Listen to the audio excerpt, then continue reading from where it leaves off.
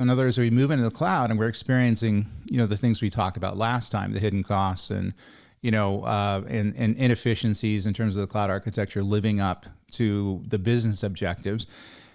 In cases like that, they couldn't hit the reset button and they were kind of stuck or locked into these cloud fees.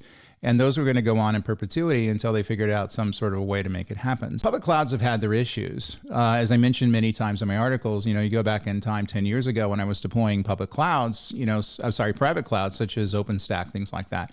Those are engineering projects. They were very complex to set up and costly to set up. But, here today, for the last few years, the private cloud options out there are very, very good, whether it's proprietary or going with some sort of an open source standard.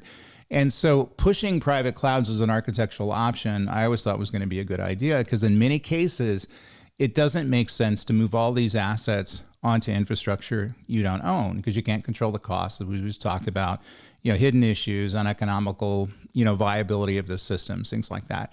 And your ability to leverage private clouds, which in many cases have the capabilities of public clouds, other than the scalability because you're limited by the number of servers that you own, which make up your private cloud, is going to be a much more viable option. And we're seeing that more so today, including the ongoing, push into AI.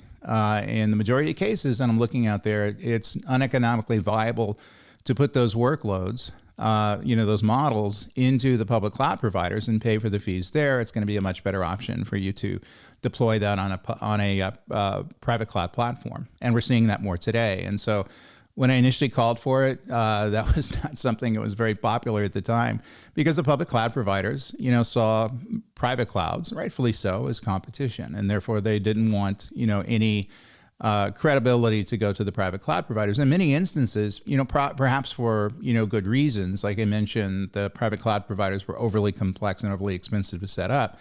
But for the past many years, that hasn't been the case. I've been bringing it up. I've been getting pushback. It's still your data and your responsibility. You need to understand and implement the best practices of shared responsibility. Not just trust what the marketing stuff claims. The folks out there that were cloud users that didn't do their due diligence, in many instances, they thought by moving their data sets and their workloads into the cloud, that the cloud would automatically protect them. In other words, security was going to come along for the ride. That's never going to be the case. I mean, it's functionally the same as moving it to your own hardware in your data center. You're responsible for setting up the protection, setting up the identity access management, the encryption schemes, dealing with the compliance stuff.